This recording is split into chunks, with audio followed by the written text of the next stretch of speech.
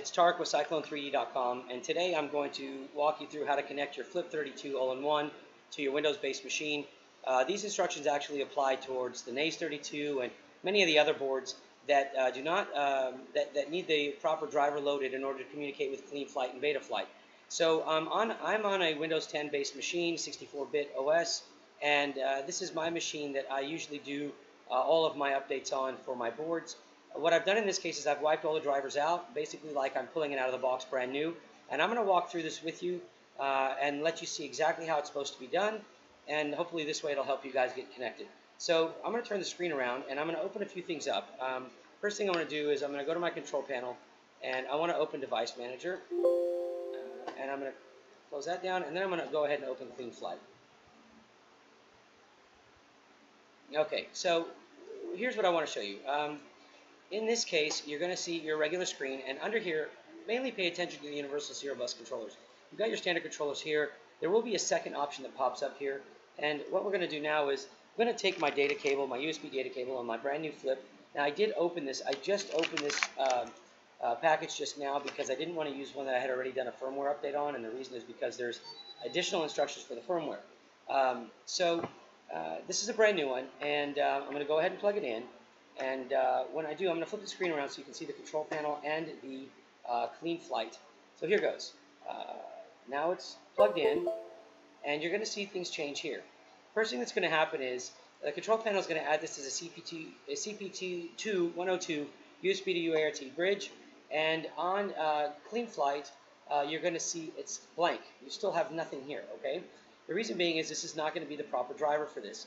So what we want to do is go to my website at Cyclone3D.com, where the link to download the proper software is easily available, and I'll open this for you here. If you go to the website and you go to Post Updates, right, and then look for the Connecting Flip32 to Windows. Now, I have not finished the page, but I have put the link up here. The rest of the page will be done tonight. If you click this link, you'll be prompted to download the driver, okay? And at that point, it'll save it for you, and you can click download from, this will come from my Dropbox. So once you download it, that's fine. You do how you want to do it. Let me get back to my stuff here now and close out. Basically, I've downloaded and saved the file here. So I'm going to go ahead and extract this file. So click Extract All, and go ahead and extract it to your desktop. Okay.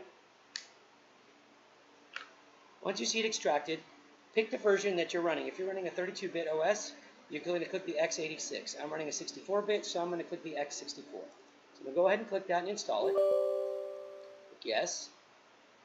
Next. Accept. Next. And you're going to start seeing changes on the Device Manager page here shortly, as soon as this is done. Okay? So we'll wait for this to get done. Click Finish. And now you're going to see this change. Now, all of a sudden, you have it now as a COM port, Silicon Labs COM port. And it's assigned to COM5. And if you look now at your CleanFlight, you're going to see COM5. So with this connected, here's what's going to happen, and here's what you need to be prepared for next. If you click Connect, right, you're going to see that you're going to get an error. The firmware needs to be updated, okay? Now, here's where most people get a mistake. You click Disconnect, they go to the firmware flasher, and these are the default settings, right? So I've got a picture here of what I want to show you. Let me see if I can open this up.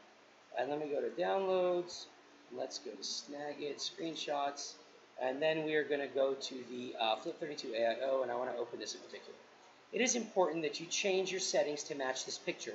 Now this picture will be on the website here shortly.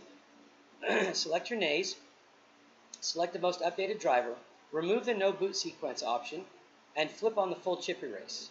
Make sure to click the Load Firmware. And then once that's done, you're going to click Flash Firmware. So I'm going to show you how this is done, okay? So let's minimize this, and we're going to select here. If you don't do that, actually, let me see if I can show you the error if you don't do it.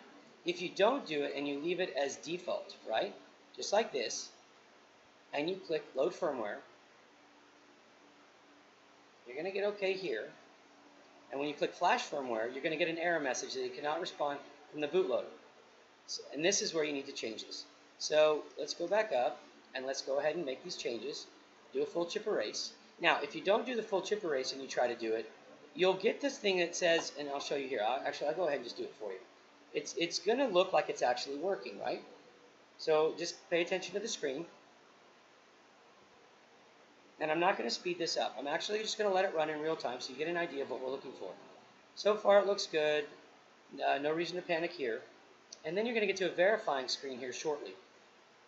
And here's where we start seeing quite a few errors where it may time out.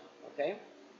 In some cases it won't, and if it doesn't, then you're good to go. However, if it does time out for you, or you do get an error, or it hangs on verifying, okay, and we'll see what we got. Okay, so in this case, you're set to go. The verifying did not hang, so we got this good to go. And now when you connect,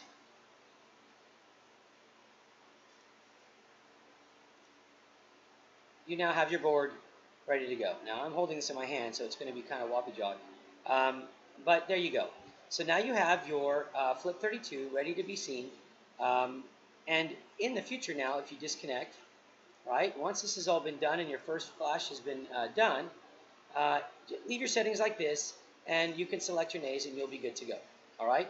Now, I'm going to disconnect this. One thing I do want to show you before we get any farther is, on this board, and I think I've got a picture of it to show you as well, but on this board, you must have these dip switches set with everything down. 1 through 4 must be down, 5 and 6 must be up or on, okay?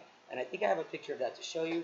So let me see if I can pull this picture up. And go right here.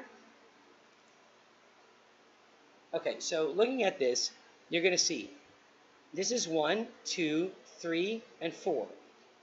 They're all in the off position. 5 and 6 must be up in the on position. Now this board's upside down on this picture. I was showing you where the boot pins were if you needed to go into DFU mode. Once you're done with this, then you will flip this back and put these down and put 1 and 2 up. So that will take care of that for you. So let me go ahead now and minimize this. And let's go back to here. Okay, so now you've got from out of the box to freshly flashed and ready to be configured in clean flight. And this is how you connect it, and this is how you would connect your NAS32 or other boards. You have got to load the software that is located right here. So you've got to download the software and then load the file. I hope that helps, and I will put some more videos online regarding how to do programming OSD on here and how to set your switches for other things. But right now this is just for connecting to the board itself from your Windows. Thanks, you guys. Again, it's Tarek from CycloneFPV.com. I hope this helps you guys. Let me know if you need anything, and you can reach me at, from our website at CycloneFPV.com. All my email and other information is posted there. Take care and have a good day.